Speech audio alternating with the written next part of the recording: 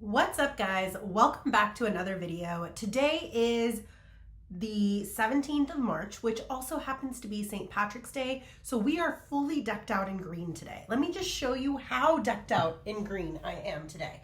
I'm wearing my green pants, green linen pants with my green top. And before this, I was definitely in green scrubs with green socks. That's how ready I was for St. Patrick's Day. You better bet nobody pinched me. But that is neither here nor there. So let's talk about what this channel is actually about, which is all things books. Today is actually going to be a what I read in a week. And if that sounds like something fun for you guys, definitely stick around for this video. It's reading time here at J-Bay's Corner. For those of you that are new here, my name is Jaya. I put out videos every Wednesday and Sunday on bookish themed content, and March just happens to be one of my favorite months, which is, of course, none other than the thriller month. If you are into any kind of fiction, I guarantee you're in the right place. As we can see, I have a slight fiction addiction. Slight, not too terrible. Probably have books arriving at my doorstep at least twice a month, and probably get through anywhere between 12 to 17 books a month, but no, we don't have a problem. We're all good over here. For those of you that are returning, thank you so much for being here and for being part of the bookish community. It means the absolute world to me, and it's been such a joy and such fun to talk all things books with you guys. I know this month has been a little bit crazy, at least on my end. We have some weddings and receptions in the family, so it's been crazy, lots of dance practices and wedding related activities. And then in Indian fashion, anytime you have a large wedding, everyone falls sick, myself included. So I am struggling with a cold right now that just won't quit. But I was still able to get through 4 books so far this week, so let's jump into them. The first book that I actually ended up reading this month was the book for one of the book clubs that I'm a part of, which is Paper and Glam.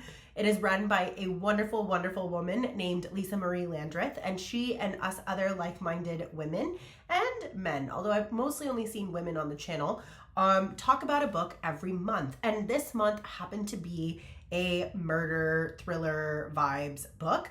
And the book that we ended up picking up was The Heiress by Rachel Hawkins.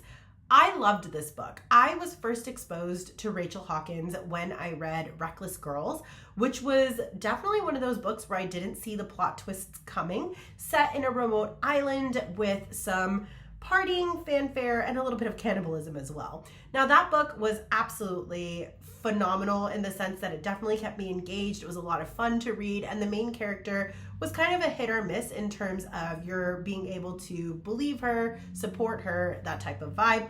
And all of the other characters that were slowly introduced throughout the story definitely played a bigger role in the story than you would have first imagined. Kind of similar to this book. In this book, we are told the story of Cam and his lovely wife, who have just found out that they have inherited a mansion home that his adoptive mother has left to him, even though he didn't necessarily want it. Now, the rest of the family is very upset about the fact that all of their money, their home, their wealth is being left to the street urchin, if you will. So Cam and Jules end up going back to this family home, and they're faced with the hostility of the family. Throughout the course of the book, you're also reading the letters from his adoptive mother, expressing how she ended up through so many marriages, all the murders she's committed. And as the book progresses, you get a little bit more of a feel of the adoptive mother, the craziness of this family, a little bit of background history as to who they are. And then we also get to see the journey that Jules and Cam take as a married couple, trying to navigate this sudden wealth that they are seeing being presented to them, while also dealing with the overall cruel and just very out of touch rich family members that are currently residing in the home. Overall, great book. Definitely enjoyed this one. It was a lot of fun. I do think the letters written by Ruby were in particular very entertaining to read as she tries to explain why she did the things she did with the 4 husbands that she's had throughout the course of her life. I think it was also really interesting to find out more about Ruby's own history as we go through the book. And then in particular, it was really interesting to read about Cam and Jules and all of the different roles they play. This book is told from the perspective of multiple different authors, which makes it even more fun, especially with the timeline jumps. And it was definitely one of those books that kept me engaged throughout the entire course of the book. I definitely ended up loving this book quite a bit, and it was a solid 4-star read for me. And I do see myself picking up Rachel Hawkins in the future as well, just because I do enjoy her storytelling and the overall pace and vibes of her books. The book that I most recently finished, aka today, was Count My Lies by Sophie Stava. This book was actually quite entertaining and fascinating as well. It is told from the perspective of 3 different characters. 2 of the female lead characters are telling the majority of the story, and then the male character kind of comes in at the end, sharing his perspective as the story continues. In this book, we are following the story of a young lady named Sloane Carraway, who is a known pathological liar. She is incapable of telling the truth, and she consistently creates new stories in her hope and dream of being accepted by the people that she meets. She just wants to fit in. She just wants to be one of the everybody's that are out there, and feels that she no longer wants to be the nobody that she associates herself with. She's also gone through some very, very tragic back history that has led to a restraining order, as well as her losing her job where she used to previously work at a monastery. It's just her and her mom, and she slowly befriends a young couple where the husband's name is Jay and the wife's name is Violet. Now, as she ends up becoming associated with this couple, she finds herself in a place where she is slowly attracted to the husband, and she feels very, very close to Violet, and she's starting to fall in love with their daughter, Harper. Unbeknownst to Sloane, who has introduced herself as Caitlin, she becomes embedded in the life of Violet and Jay, and basically creates a bond with Harper and presents herself as a nurse come nanny. And she is hoping to befriend the couple and essentially find herself in employment with them at a full-time basis. What she doesn't realize is that maybe there's something else going on as to why she happened across both Harper and Jay at the park when she does meet them, and maybe there's more to Violet and Jay's relationship than what it appears to be. This book was fun. It was definitely very entertaining. I particularly enjoyed the second half of the book. It's really, really, really hard to like Sloane Carraway initially in this book. She comes off as a pathological liar, which she is. She comes off as a bit of a stalker, but she kind of was. But I do think at the plot twist moment, about halfway through the book, when it picks up and moves from there, and you get the perspective of the story from the other characters in the book, it starts getting very enjoyable and very juicy. Overall, I did find myself thoroughly enjoying this book and really, really, really wanting to push through it after I hit that midway point of this book. And I do think the story that is woven is very entertaining. The only qualm I have with this book is that I did feel like the ending was kind of packed in, and it felt like it was rushed, and there was a little too much given to the initial buildup of the book. I kind of wish there was more for the second half of the book than there was the first half of the book, where it was kind of a slow buildup, and then it just felt like everything happened at the end of the book. But outside of the pacing of this book, I do think it was a very enjoyable book, and I ended up giving it a solid 4 stars. 6 Days in Bombay was my first foray into the author Alka Joshi. The thing about Alka Joshi is she writes about a very critical and pivotal period in the history of India. So in this particular book, we're talking about post-independence, but during that period of time where Indians who were native to India did not approve of Britishers or mixed blood Indians, and the mixed blood Indian population didn't really know what their role or position was in Indian society. And it also delves into the world of hierarchies in certain professions where you still saw that white hierarchy being present. So in this book, we are following the story of a young nurse. She is essentially a woman who was brought up by her mother, and she is half white, half British, half Indian. And her father is no longer in the picture. Her mother has single-handedly raised her and has been ostracized because of her marriage falling apart and the fact that she was associated with a white man and all this other stuff, but has done everything in her power to protect her daughter and raise her in the safest way possible. The young woman is now at a position where she has become a very well-liked well-educated nurse who is working in a hospital setting. And while she's in this hospital setting, she comes across a painter known as Mira Novak. Now, Mira has a way of drawing people to her and basically spinning stories that makes people want to get close to her. And she feels a connection to this young nurse and feels that this young nurse is someone who would do well with an adventure and a journey that pushes her outside of her comfort zone, but doesn't know how to be that motivation for this woman to get out of her day-to-day routine. I keep saying this woman. The main character's name is Sona, which I had forgotten until this moment. But Sona, the nurse, is basically, very happy in her cushioned life. And as time progresses, things start going wrong. Mira ends up passing away, and the blame is placed on Sona. And now Sona finds herself in a position where she felt like she had a true connection with the painter. The painter has bequeathed 3 paintings to Sona with instructions that one of them is for her and 2 of them go to her friends that she has told Sona about, thereby forcing Sona to take up a different employment opportunity when she's let go from the hospital of basically being the privatized nurse of a wealthy patron of the hospital who is going to be going on a journey across the world. With his assistance and by joining his company, Sona ends up going on a journey where she goes to different countries such as Prague and places like that, and she delivers these paintings that Mira has bequeathed her to the appropriate individual that it was meant for. In this journey, she ends up discovering things about herself, finds herself coming of age in terms of finding her own independence and her own voice, as well as realizing that there's more to stories than what seems to be true.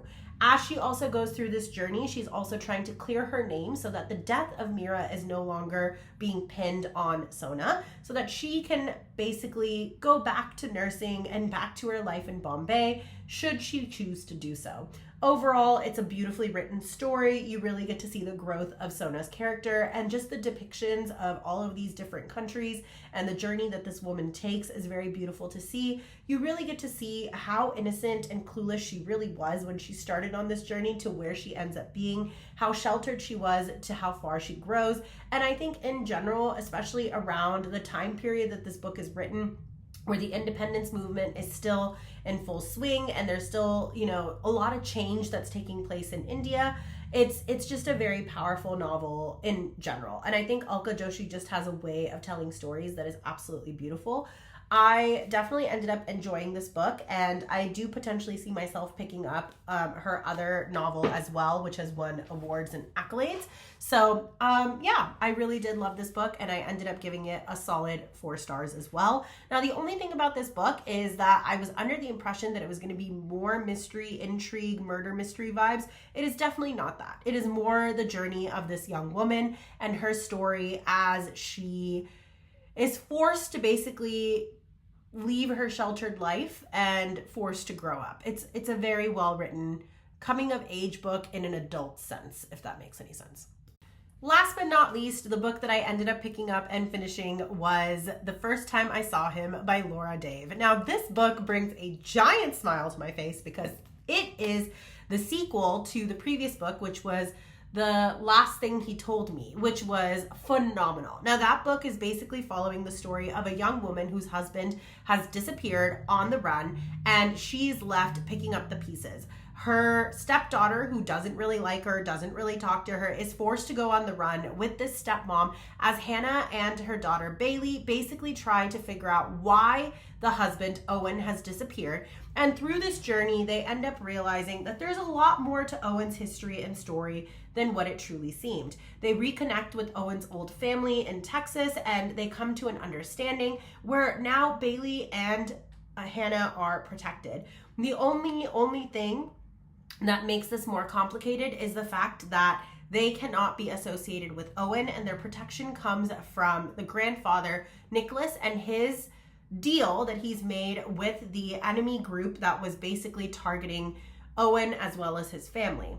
So we're picking up from that place about 5 years fast forwarded. So at this point, Hannah and Bailey have settled into a routine. They've truly developed a mother-daughter kinship. There's a lot of trust and love between the two of them. Bailey is in healthy relationships. She's going through college. Hannah has established herself in her woodworking career. They're very, very close now to Owen's family that they've reconnected with since their run in the first book. And all of a sudden, they see a sneak peek of Owen coming by. And Hannah suddenly realizes that, oh no, the game is afoot again. So now Hannah and Bailey are on the run, and they are basically trying to find a safe place to land, to come up with a plan to figure out who is after them, why they're after them, and why their safety is no longer being ensured. In the course of this book, a lot more secrets end up coming out, and we also get to see the reconnection of Hannah and Owen after them being separated in the previous book. It was such a fun ride, and I think it was a great way to end the series. It had moments that caused me to laugh, smile, cry. I mean, it was definitely one of those sequels that had my heart pumping and racing, and I was very excited to see what happened through the course of the book. You also get to visit a lot more places. So we're not just stuck in Texas or in San Francisco like we were in the first book. In this book, you actually end up going to Paris, and you also end up going with the characters to Miami and like a bunch of different other places throughout the course of the book. The final confrontation at the end of the book that ends up procuring the security and safety of Bailey and Hannah was also very beautifully written. The encounter between two very powerful women as they kind of discuss what they're willing to do for the safety of their families was very moving, very powerful. I just think overall this book was really beautiful. It was also even more fun to read this book because you get perspective of all the different characters in this book. So you get the perspective of Bailey, the perspective of Hannah, the perspective of Owen, the experience of Nicholas, who is Owen's father-in-law. So throughout the course of the book, because you're getting the perspective of all these different characters and you're getting bits and pieces of history as well, you really get to see how the family arrived in the position they're in. And at the end of the day, it's just a love story of family and what we're willing to do for our loved ones. Very, very beautifully written. And I think Laura Dave is just a very talented author. I do see myself picking up anything she comes out with, and I cannot speak enough to these two books. I will say the last thing he told me was definitely my personal favorite of the duology, but I do think this was just as excellent and it will hold a place in my heart. It was a solid 4.5-star read, and I am so glad I was able to finish the sequel. And that does bring me to the end of this video. I hope you guys enjoyed these mini brief reviews of the 4 books that I ended up reading throughout the course of the past week. I finally had some time to really sit down and read, so it was really fun to get through these books. I am also currently reading How to Kill a Guy in 10 Dates, which is the book that we selected for our book club. Sneak peek on that one. It's basically about 2 young women who end up going to a blind date service, and then all of a sudden they find themselves in a serial killer slasher movie where basically one of the men has decided, or women actually, we don't really know, has decided that they're going to kill everyone in order to create their own final girl situation. And our main narrator, she is a aficionado of film as well as like slasher films, and so she and the rest of these group of people have to figure out how they're going to survive. Very entertaining so far. I'm on chapter 8. About 4 people have died so far. It's definitely fun, it's definitely gory, it's definitely sarcastic, and it's perfect for a thrillery vibe in March, especially coming off of February's Valentine vibes. And then I'm also currently reading Pretty Little Wife, which is absolutely amazing so far. It is telling the story of a missing husband, and the wife is the primary suspect, and you get perspectives from the detective who's leading the case as well as the wife herself as to what's happened, and you get little tidbits and pieces of how this disappearance has been strung together. And in the background of this book, we also find out that there's other missing women that have not been found in this area as well. So far, it's great. I'm about 35% through that book as well, and I'm hoping to make some headway on it today. But that is about it. That's all I have for you guys. I hope you guys enjoyed it. Let me know what thrillers you guys are reading. Let me know if any of these thrillers made it on your TBRs. Let me know what your favorite was if you have read it. I would love to hear from you guys. I love the comments and responding to you guys and continuing to cultivate this community. So definitely leave me those comments below.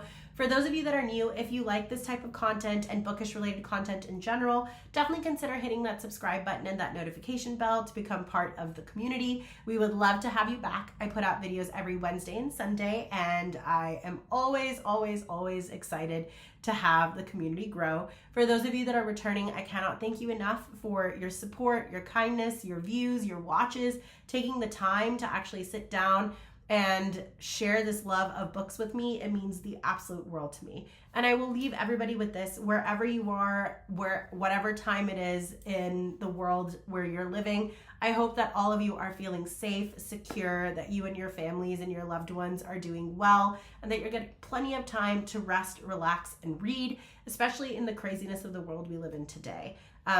Wishing you all the best and so much love. I will catch you guys on the next video. Bye, guys.